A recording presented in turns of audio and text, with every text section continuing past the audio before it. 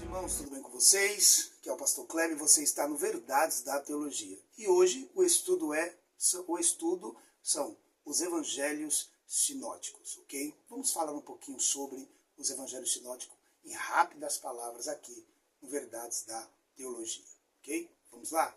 Bom, primeiro, os evangelhos sinóticos são aqueles que narram a vida e o ministério de Jesus Cristo sob o mesmo ponto de vista.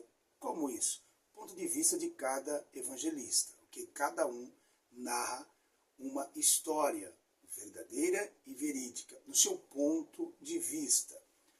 Os evangelhos de Mateus, Marcos, Lucas são chamados evangelhos. O que significa isso? Boas novas, evangelho de Jesus Cristo, na visão de cada um desses evangelistas, ok? O termo sinótico visa um conjunto no sentido de expressar a mesma visão. Esse termo é formado pela junção dos gregos sim, né, junto com eótico, ok? Visão. Portanto, o significado da palavra sinótico indica perfeitamente a característica dos três evangelhos, tá? Assim denominados, uma leitura simples dos três primeiros livros do Novo Testamento. Revela a forma com que eles compartilham a mesma perspectiva da história registrada. Sempre no curso básico em teologia, quando a gente vai falar dos evangelhos sinóticos, ou sinóticos, que a gente conhece, a gente sempre fala dos evangelistas entrando no ambiente e tá uma fila dos três evangelistas lá fora e entra um por vez. Cada um vai olhar na sua perspectiva de atenção naquilo que mais chama a sua atenção. O outro entra, vai olhar para o ambiente, não é o mesmo ambiente que o outro evangelista olhou. Um vai olhar para a cor, outro vai olhar para um móveis, outro vai olhar. Estou falando no sentido se fosse agora, para você entender na visão deles, da sua época, da sua cultura que eles estavam vivendo. Cada um teve um olhar diferente, aderindo à sua profissão, aderindo àquilo que eles faziam, naquilo que eles eram bom que eles faziam. Porque, por exemplo, Pedro era pescador de peixe. Lucas, ele era um homem, um doutor, um médico. Então, eles iam, na sua visão, perspectiva do que eles estavam olhando na sua época, eles eram mais sensíveis, usando a sua profissão para narrar a história de Jesus. Então, quando Lucas ia falar de algo, de enfermidade, ele era bem mais detalhista, porque ele conhecia aquilo. Quando Pedro ele começa a narrar, porque Mateus, Marcos mesmo, que pegou de Mateus e pegou de Pedro, você vai perceber que ele é bem detalhista em algumas partes, quando fala de alma, de peixe, fala de multiplicação. Então você vai entender tudo isso dentro da perspectiva cultural, né, profissional desses homens aí dos evangelhos, ok? Conteúdo dos evangelhos sinóticos. Como foi dito, os evangelhos de Mateus, Marcos e Lucas fornecem uma narrativa que tem muito em comum.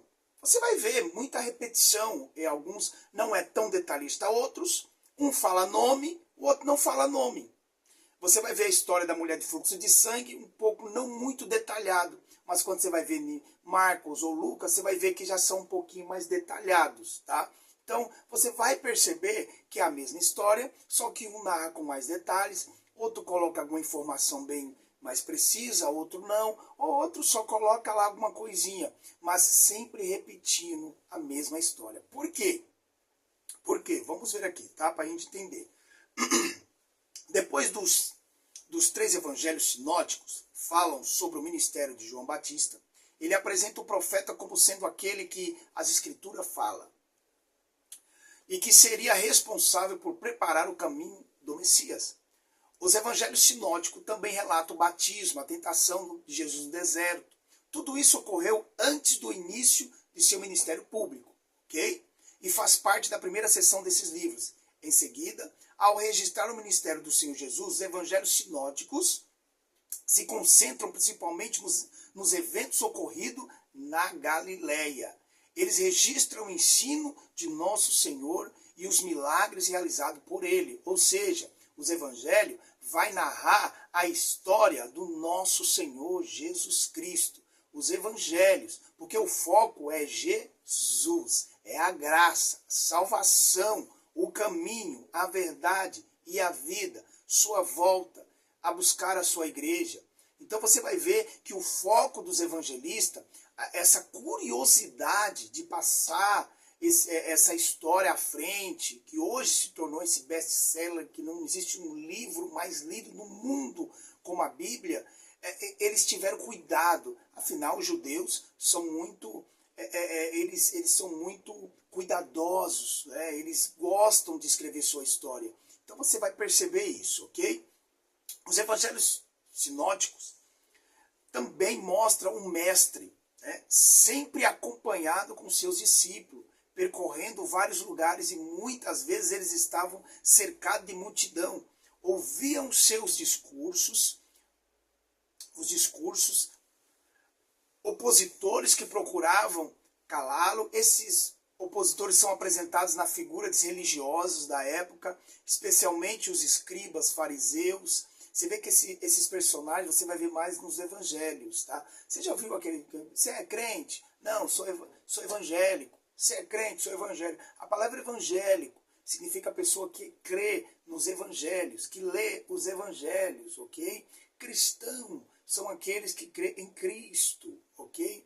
Então, assim, você vai ver que é identificada a pessoa. Só que quando você é evangelho, você crê também não só nos evangelhos, né, sinótico, mas você crê também no que eles mostram, no que eles estão apontando, o que ele está mostrando, que é Jesus, ok? Então isso é o evangelho, tá? Então vamos lá, muitas das vezes, mostrando aqui os evangelhos, mostrando a multidão, mostrando os opositores, que são os fariseus, os escribas, tá? Que é bem falado nos evangelhos. Muitos dos seus discursos se deram por meio de parábolas também, você vai ver isso também nos evangelhos, muita parábola, tá? Da cultura daquela época, tá? Da agricultura, tá? Do plantio. Tudo isso Jesus usava comparando para os seus discípulos. E os evangelistas anotaram. Só que não fique pensando que eles estavam com a caneta ali na hora, tá? Não fique pensando.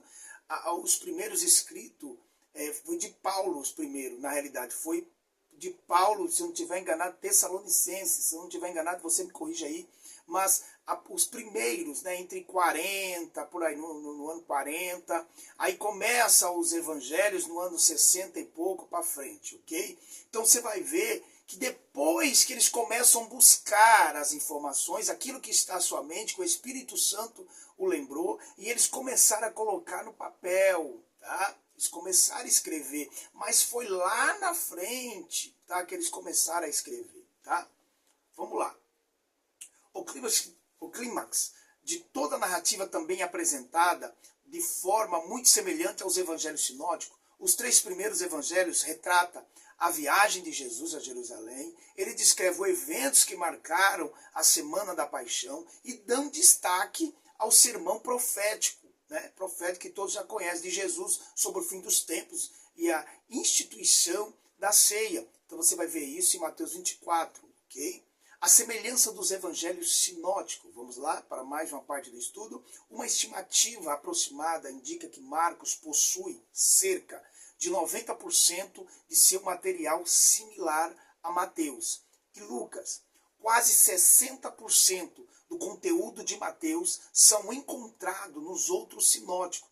Por último, Lucas possui aproximadamente 40% de conteúdo em comum entre Mateus e Marcos. Então você vê que 40% do conteúdo de Lucas, né, Lucas possui aproximadamente 40% em comum, vamos dizer assim, de Mateus e Marcos, ok? Aquilo que eu tinha falado no começo, Marcos pegou de Mateus e também de Pedro, ok? Essa estimativa indica que os evangelhos de Mateus, Marcos e Lucas possuem 10%, 40%, 60%, respectivamente, de conteúdo exclusivo exclusivo que não aparece em outros sinóticos, ok?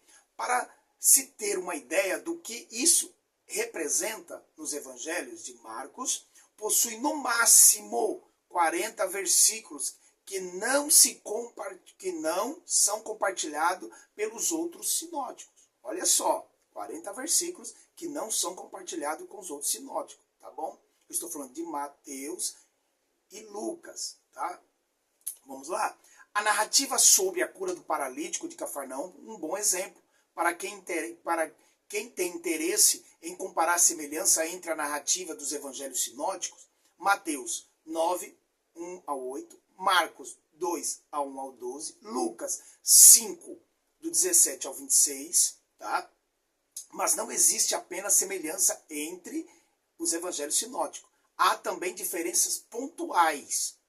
É verdade que em muitas ocasiões o conteúdo praticamente o mesmo, mas em outras ocasiões por exemplo, vamos lá.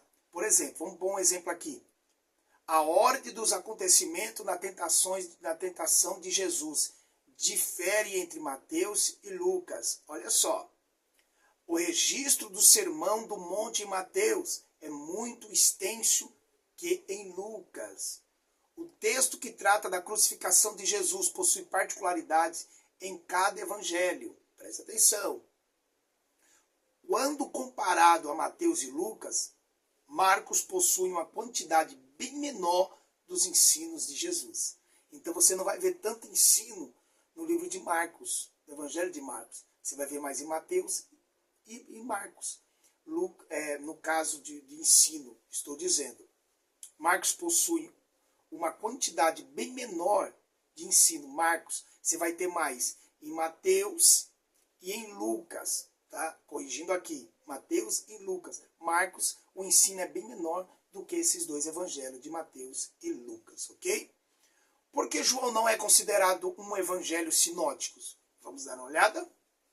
O evangelho de João não é contato entre os sinóticos, porque sua narrativa é bem diferente quando comparado aos outros três. O evangelho, isso significa que a maioria dos acontecimentos registrados em João não aparece em Mateus, Marcos e Lucas. Há apenas algumas poucas exceções de João 3, 9, 11 e 14.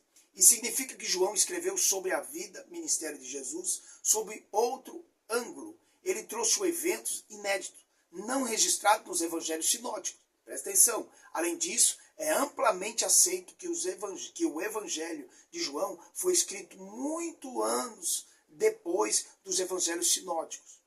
Mas é importante saber que nada do que é registrado em João contradiz em um só ponto sequer o que é registrado nos evangelhos sinóticos.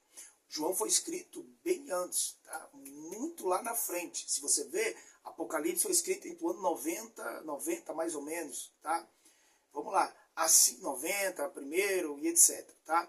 Assim a leitura dos evangelhos sinóticos, combinada à leitura dos evangelhos de João, fornece panorama riquíssimo da vida do ministério de Jesus. Também é importante saber que os pontos centrais da obra de Cristo são registrados nos 4 evangelhos, especialmente sua morte e ressurreição. Então, quando você fala evangelhos sinóticos, você está falando de Mateus, Marcos e Lucas. Quando você fala dos 4 evangelhos, você está falando Mateus, Marcos, Lucas e João. Evangelhos sinóticos, não, só é 3, ok? Problemas sinóticos, vamos ver? Como vimos uma comparação detalhada entre os evangelhos sinóticos, não revelará apenas a semelhança, mas também algumas diferenças. A discussão sobre a semelhança, a diferença, fez com que surgisse o problema dos sinóticos, do ponto de vista literário. Esse problema levanta as seguintes questões. Qual a origem dos evangelhos sinóticos?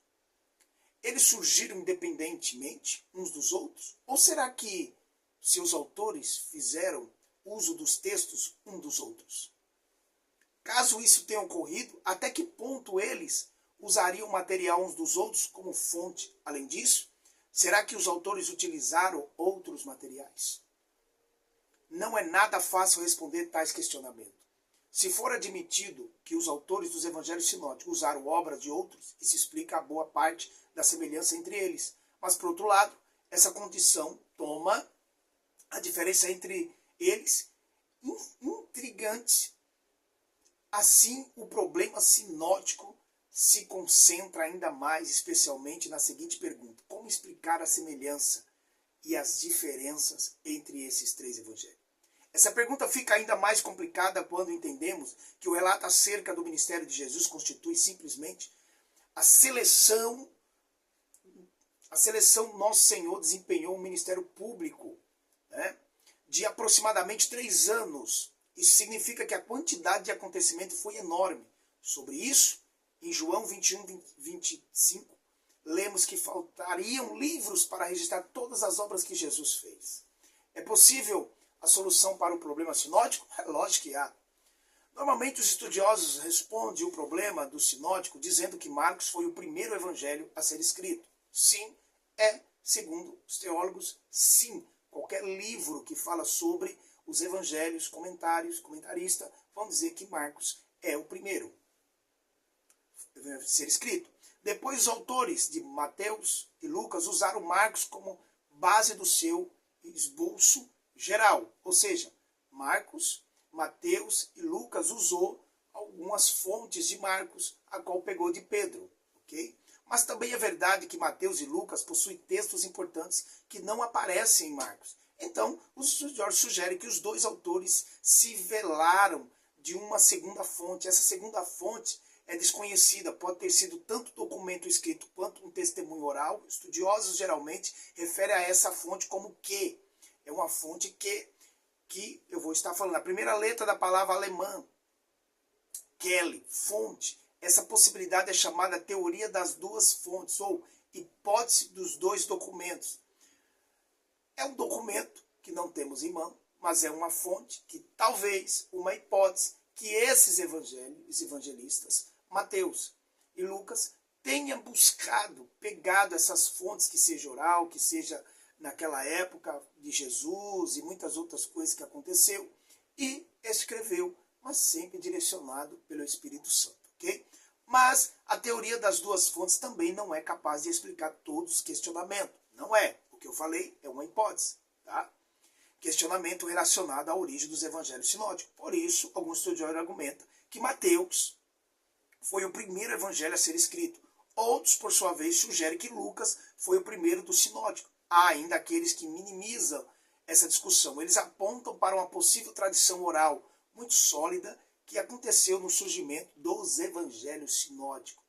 Seja como for, obviamente, Mateus e Lucas tiveram acesso às informações que pertinentes apenas aos seus respectivos evangelhos. Apesar da dificuldade, a maioria dos estudiosos adota a teoria de duas fontes como melhor solução para o problema sinótico. Além disso, a especulação sobre a origem e composição dos evangelhos sinóticos possui um limite. Elas não podem ser, vamos dizer assim, não pode ser influência ou inspiração, não pode questionar a influência e a inspiração do Espírito Santo na composição do sinótico. Foi ele quem inspirou, supervisionou, controlou todo esse processo de origem e composição, a autoridade dos evangelhos sinóticos. Ok?